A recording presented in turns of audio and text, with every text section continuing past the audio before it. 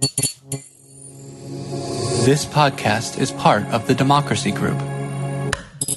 We aren't going to be able to enjoy that freedom to have those first loves if we don't have a common political bond, much like what you're trying to build with Village Square, that says, okay, we're not going to see eye to eye, but we do have this bond that says discourse is important, respecting each other's free speech rights and hearing each other out is useful, that our experiment in democracy will never work if we don't have those sort of things. The Village Square, a nervy bunch of liberals and conservatives who believe that disagreement and dialogue make for a good conversation, a good country, and a good time.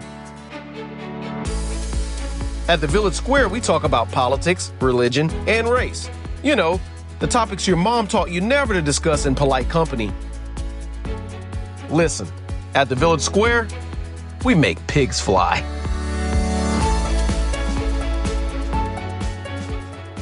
Hey folks, welcome to Village Squarecast. This is Corey Nathan. So glad to be with you again. Thank you for joining us for Bad Therapy, or Why We Really Ought to Think Groupishly to Address Our Political Division. I love those Rocky and Bullwinkle titles. Village Squarecast is funded in part by Florida Humanities with support from Federation of State Humanities Councils and the Mellon Foundation. This conversation is our latest edition of the Flying Pig Academy, and we are so lucky to be joined by our, I guess you could call them Flying Pig Academy professors. That's Liz Joyner, Village Square's founder and CEO, and Bill Maddox, the former board chair of Village Square, who is the senior director of the J. Stanley Marshall Center for Education Freedom at the James Madison Institute. So I invite you to enjoy this wonderful conversation with Liz and Bill, and I will see you on the other side with some closing thoughts. Hi, everyone. I'm Liz Joyner, the founder of the Village Square, and we are delighted to have you here for another episode of Village Squarecast. And in this particular episode is a Flying Pig Academy episode where we try to help explain some of the things we've learned about gathering people across differences all these years, with our unofficial motto that we made the mistake so you don't have to.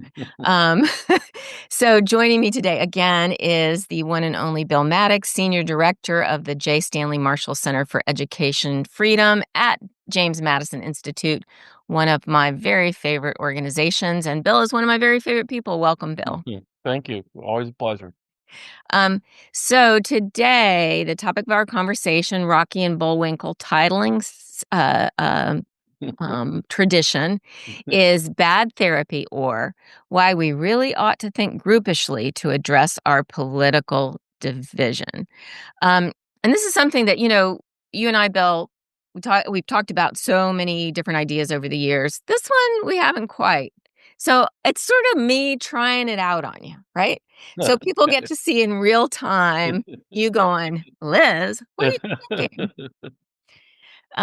But we'll see, right? So the basic, it's funny because this has been such a learning experience for me through the years, beginning with the idea that we named our organization the Village Square, thinking we just needed to have better facts in the public square, and realizing later on that that actually wasn't exactly what we needed to be doing, that it was more relational than that if you really wanted to address the problems. But one of the things that I've learned along the way is from our mutual mentor, Dr. Jonathan Haidt. And I learned that humans are very groupish. And I probably should have kind of known that because I went to school in clinical social work, and we learned how to do groups, right? And what a group dynamic is.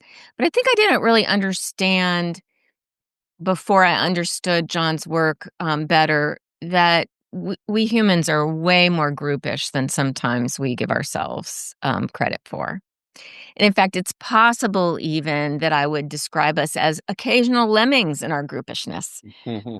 So as we've done our work all these years, I keep sort of observing it through that lens. And obviously we have, for a lot of our events, we have a lot of people in the room. So we're trying to intervene in the partisan division in a way that is sort of that scales, right? That's mobile, that happens in a whole group. And luckily we've been successful in doing that. And our pre-post data says that we in fact are effective in doing that. Um, and in this world of that I'm in, with the cavalry coming, right? 500 organizations across the whole country who are working on bridging division. I would say that isn't that sociological groupish intervention is absolutely not typical. Um, and what I've seen instead is a lot of organizations doing really good work, but it's very individual in its thinking. It's almost like therapy, right? Almost through the lens of therapy. And as someone whose background is therapy, right? That's what I learned how to do in school. It's been just like a really fascinating journey. Because I've sort of come I show up in a lot of rooms and I say, have you thought about this challenge groupishly? Have you thought about sociological rather than psychological interventions? And it's not that there aren't things we need to do psychologically, but I think that one of the things that I've been the beneficiary in watching groups of people behave is seeing people move as really as a whole. You can almost even feel it happen in rooms sometimes. So do you think I'm all wet or am I onto something in Bill Maddox, in Professor Flying Pig Academy, Professor Bill Maddox land?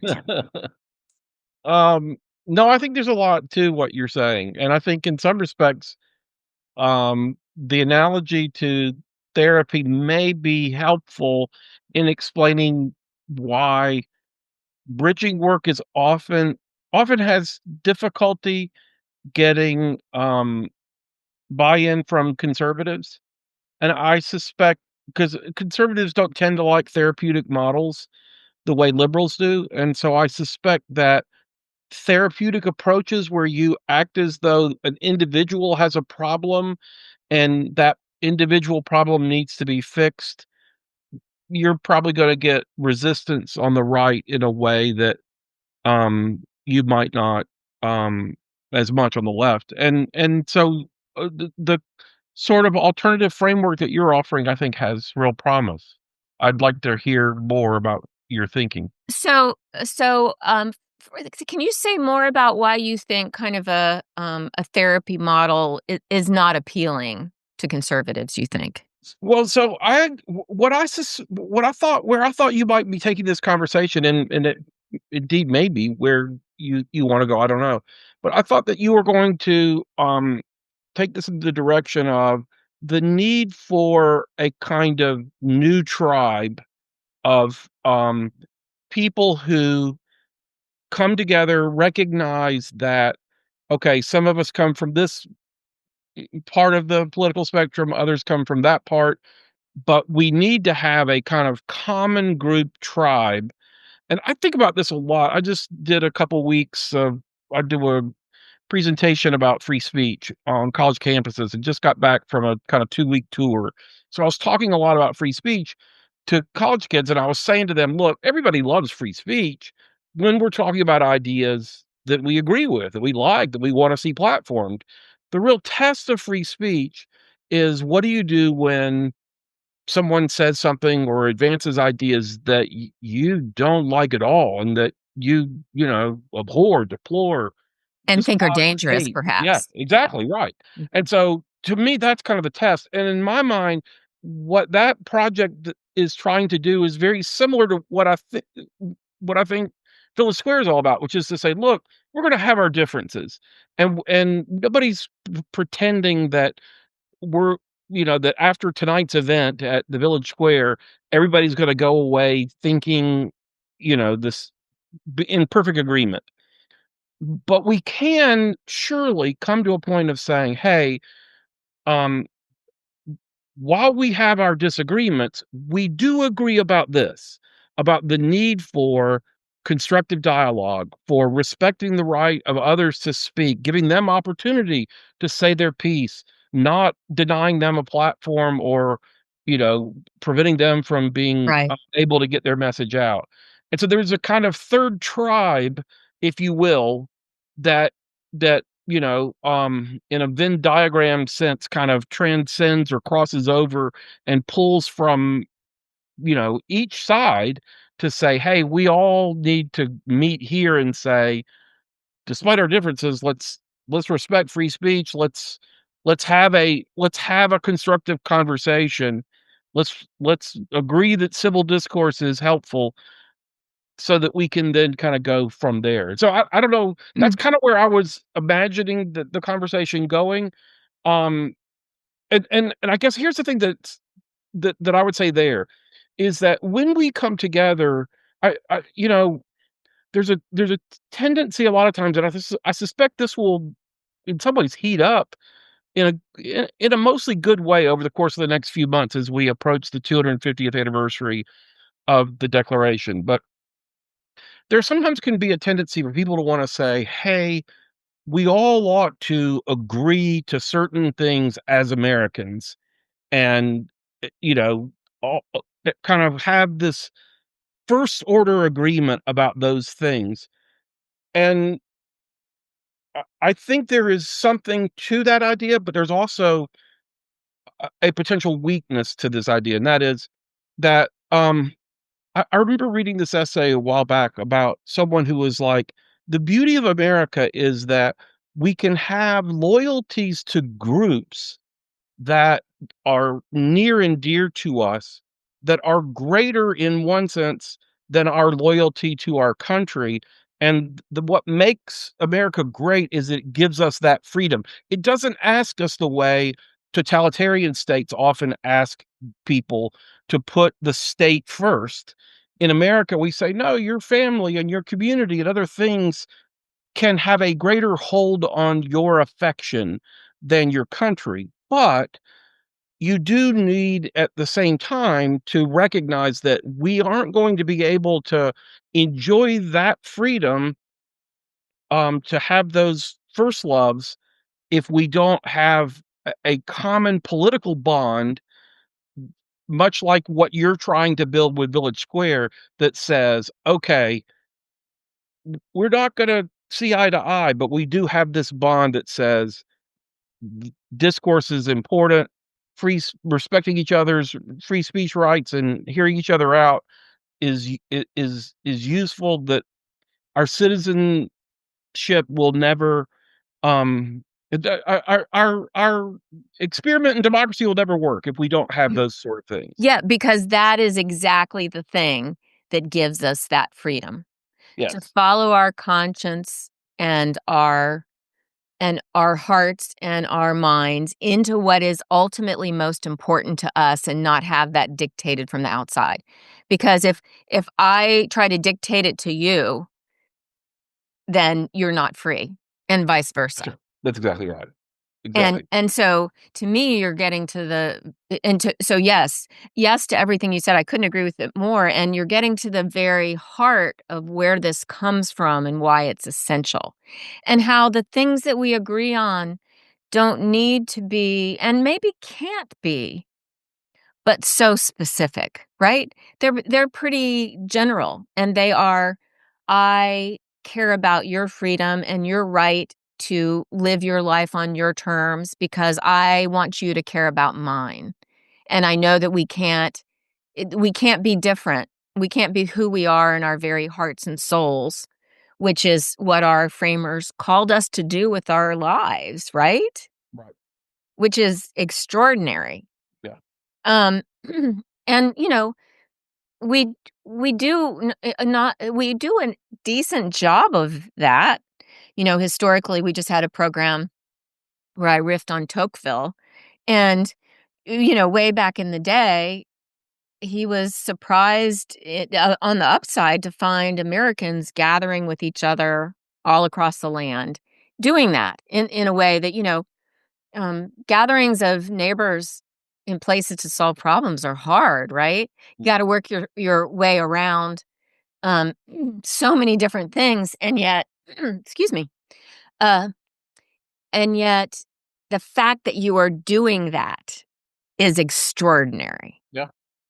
And it makes all the difference in the world. Actually, the other thing I've been dweebing out this week on PBS, Ken Burns' American Revolution, and something I learned that I loved was that the British, when things were starting to get rough, the British forbade the colonists in Massachusetts from meeting more than some certain amount. They didn't want them meeting. Why is that? That's because that is the wellspring of where this comes from. Right. And then sort of connecting it up with I thought of this John Haidt quote. He was on Bill Maher, Moyers at the time on PBS. Speaking of PBS, if you bring people together who disagree and they have a sense of friendship, family, having something in common, having an institution to preserve, they can challenge each other's reasoning.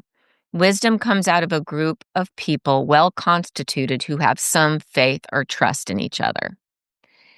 And to me, that encapsulates it perfectly, because that's also how you solve problems. It's the basic DNA of the American idea.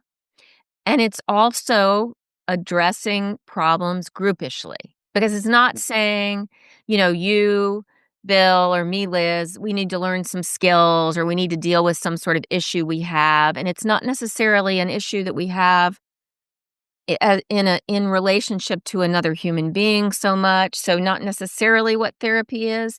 It's how we are a people together as a group. And now the groups with online being the way we interact, they are they're completely heterodox. Not heterodox. They are orthodox groups, right? Mm.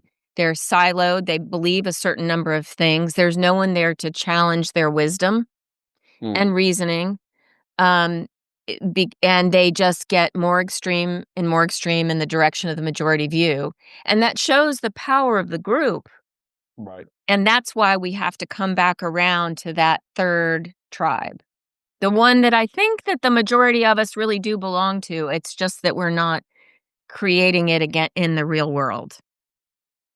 Yeah, no, it's I think about some of these things a lot of times in the context of sports, where you have two different teams or two combatants that are going against one another. And while the contest between those two teams, those rivals, is what draws us in, the two combatants at the same time have a common interest in the the game being played according to a set of rules and processes that they both understand, that they respect.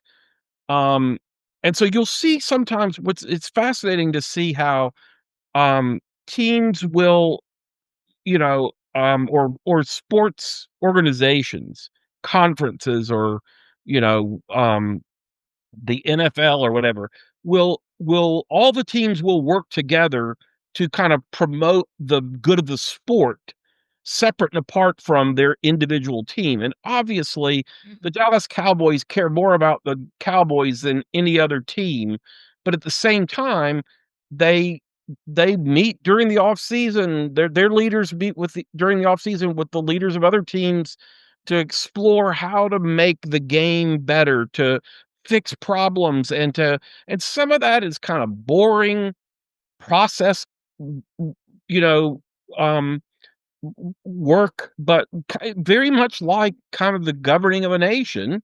Yeah.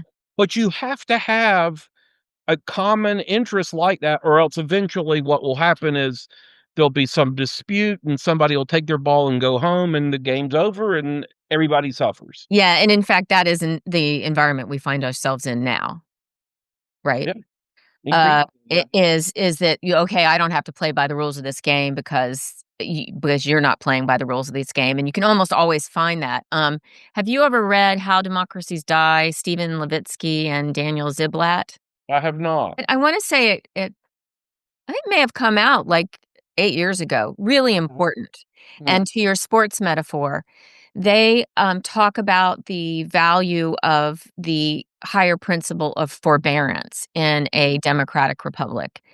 And they use a sports metaphor. They say it's like a pickup game of basketball that needs to keep going. Yes. And you of course, your allegiance is to your team and you want to win that day, but you can't behave. You have to have some general sense of rules, so that you don't so alienate the other team that they just say, "Yeah, I can't play anymore." Right. And also the idea that the basic concept that there will be another day. We can fight on another day, right? We may be losing today, but we're gonna kind of keep the respect going here because we want to be able to play, and we might just win the next day. Yeah. Yeah.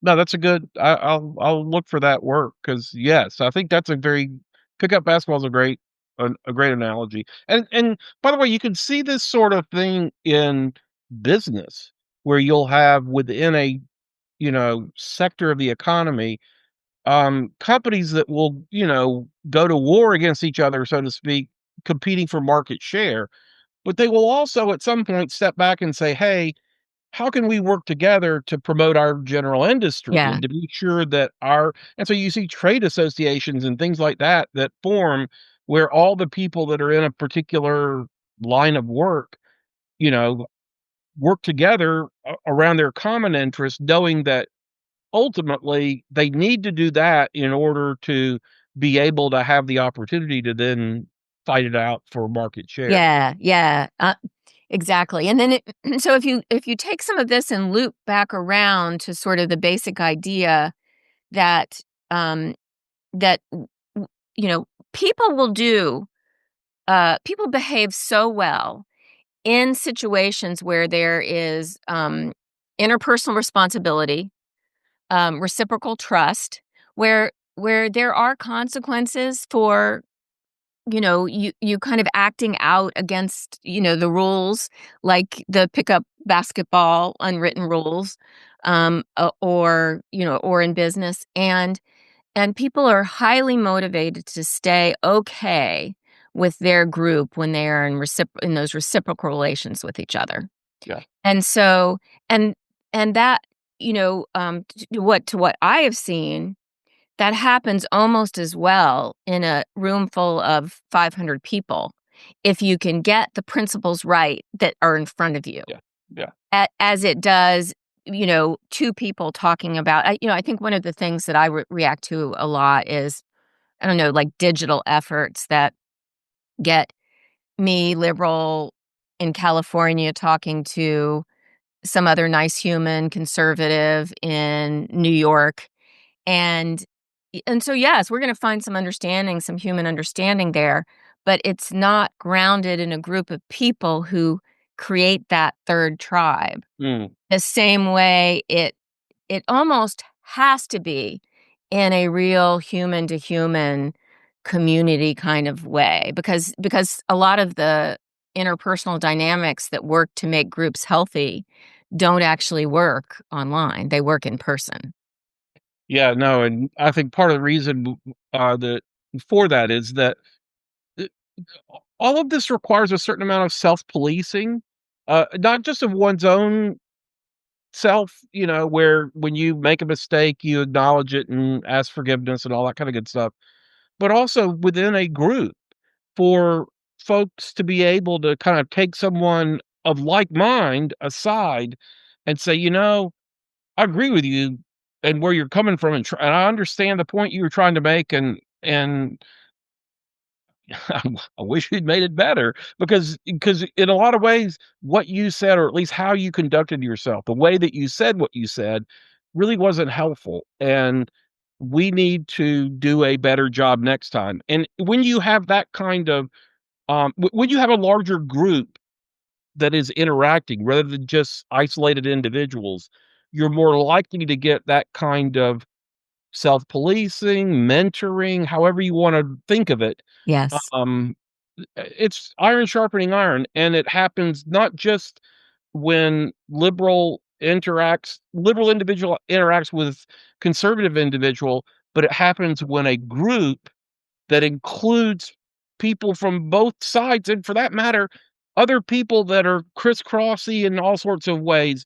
When you've got a whole group that can kind of observe what's going on and offer commentary and help everyone to, um, kind of stay within the bounds of good, discourse, you're Yes. gonna be much more likely to have a constructive conversation and whatnot. Yes, and to me, what's been so amazing is to see that operating, like, if we assuming, people assume because they come to the village square that the crowd of people is politically diverse.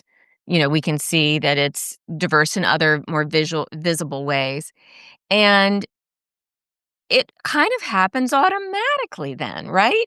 Because people are kind of, calling their higher angels to the conversation, and they face to face give people the benefit of the doubt.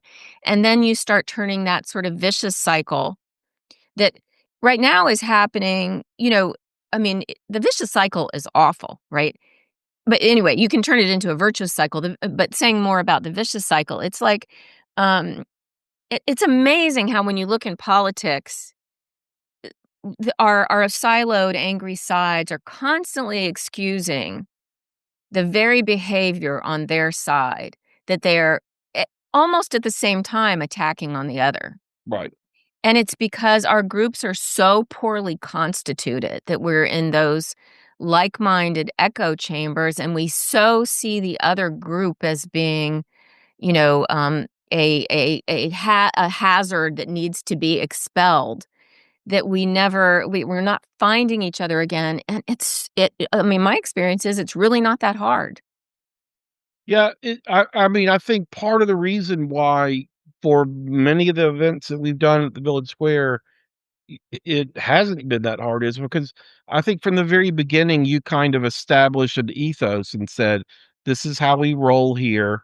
This is what you're," and so, yeah, you in a certain sense, subtly and perhaps sometimes not so subtly, kind of called people to, um, you know, raise their game, be on their best behavior, that sort of thing.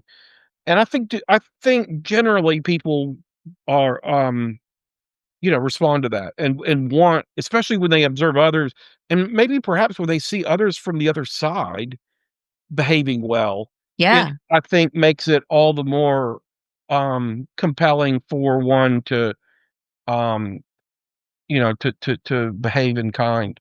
yeah, So, yeah, it yes, it it can be done. It is increasingly difficult. I think part of the reason why it is increasingly difficult is because for a lot of young people growing up in our age, they haven't had models. They right, haven't seen constructive discourse played out nearly as often as food fight, you know, theater. And so if you've never kind of witnessed public events where people who have very strong disagreements but can express those in a way that is constructive, yeah, if you haven't seen that and your only models are what we commonly see in our day, then yeah, you can think that this is the only way public discourse takes place, and that's a shame. And what it means is that groups like ours have to show a better way, and that's what yeah. we've been doing all these years. Yeah, yeah. I think that I do think that this human superpower, and there really is one, is reciprocal kindness. I think that we are so programmed to reciprocate kindness that is shown to us, that if you can be in that kind of space where that starts to happening, and again, it scales. It scales. You in some ways you only have to see it between two people, and you're kind of there with it, and that's something I've seen all these years. Um, Yeah, I think that's right. I think part of the key here too, and again, you've known this from the very beginning and structured everything along these lines, but there needs to be a kind of common sense of ownership. I mean, so many of these things, you're absolutely right that people will behave well if coached and modeled and all the rest. But at the same time, the whole reason why we have in our system of government checks and balances and separations of power and all the rest is because the founders very well understood that you don't want to let any one individual or group of people gain too much power and run roughshod over others. And so you want a common sense of ownership and a sense that we're all in this together and no one of us can kind of bully the others to get our way. And and so I think again, part of what has worked over the years with Village Square is that I think people have come to it not perceiving that one tribe has the upper hand and the other is having to play by their rules, but that no, we have a common. This is a common enterprise, Yeah. a shared enterprise, and I think what that when you have that kind of mentality, I think it helps all of us to kind of stop and say, "Hey, wait a minute. Yeah, right now on this particular topic or this particular issue or whatever, we seem to have an advantage that we could press, but we ought to be careful here because there will come a day when we will be in the weaker position and we will want someone to give us the opportunity to speak our piece. And so I think when you have a common sense of ownership, you're more respectful of the interest of the minority when you're in the majority, Yes. knowing that you could very well find yourself in the minority tomorrow. Beautifully said, and right back to that pickup game of basketball, right? That's Yeah. you're and to John's quote, you're preserving an institution that you share Yeah. because you want to and if we do not as Americans Mhm. have an institution that we share, I don't know what it is. I mean, Yeah. yeah. So any other thoughts about approaching this challenge groupishly? I don't know that this is new thought, just to reiterate kind of from where you started that that we do need to be mindful of just the groupishness that we all have and the desire that we have to be among people who think like us and Yeah. look at the world the way we do and all the rest, but to also see the need for establishing, groups that recognize that we have a common interest, even if we don't share the same worldview, and we need to work together around that common interest. And that is in fact the fountain from which all that wonderful freedom flows. Yeah, that's right. Exactly right. Yeah. Well, thanks, Bill. It was lots of Yep. fun. I'm glad you didn't tell me I was all wet. No. Speaking of fountain metaphors. Thank So thanks for hanging with me. We'll see you again next time. you. Great. Thanks.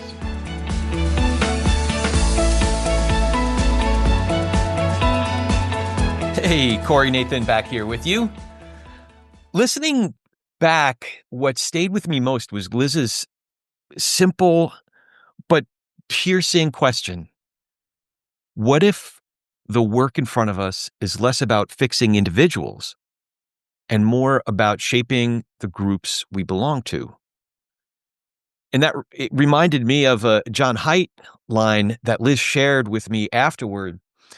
Our minds unite us into teams, divide us against other teams, and blind us to the truth.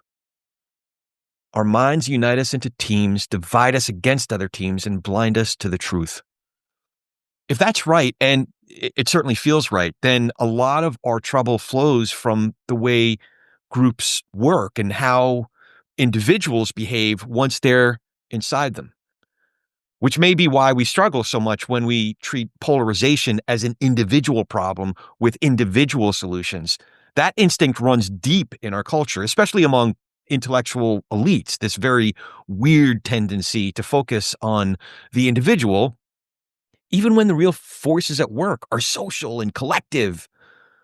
When we solve for the wrong level of the problem, it's no wonder fixes don't hold. Bill picked up on that beautifully when he talked about our first loves, family, faith, community, and I got to admit, in my case, first loves, New York Mets. But all of these first loves and how none of them survive for long unless we share some basic agreements across political divides, not just asserting my First Amendment rights, but defending those same rights for people we deeply disagree with. without handing that authority over to the government or anyone else. I was also struck by Bill's reference to iron sharpening iron. The idea that healthy disagreement requires relationships strong enough to hold us when we get it wrong. Friends who could say, hey, that could have gone better, and still welcome us back into the conversation. That the kind of relationships where failure is not fatal, it's formative. Maybe most of all, Liz's notion of reciprocal kindness. I love that. Reciprocal kindness, paired with Bill's call for a shared sense of ownership in this American experiment, that none of this works unless we remember this isn't your democracy or my democracy, it's ours. And it only holds if we choose again and again to take responsibility for it together. So with that, it's time to close out today. Please consider joining our members and supporting this programming. You can become a member for just $7 a month or $76 a year, and your business can join for $250. Go to villagesquare.us/donate. That's villagesquare.us/donate to join today. While you're there, sign up for Village Square's newsletter to stay up to date with everything happening at the Village Square. Go to villagesquare.us, scroll to the bottom for the sign-up box, or there's a pop-up that as soon as you go to the website, so it's really easy to do. Village Squarecast is funded in part by Florida Humanities with support from Federation of State Humanities Councils and the Mellon Foundation. Any views, findings, conclusions, or recommendations expressed in this program do not necessarily represent those of our funders. Learn more about Florida Humanities online at floridahumanities.org. We appreciate you listening to Bad Therapy, or Why We Really Ought to Think Groupishly to Address Our Political Division. Until next time, we challenge you to reach out with an open heart and mind to someone who doesn't look or think like you. It changes everything. We'll talk to you soon, and thanks so much for listening to Village Squarecast.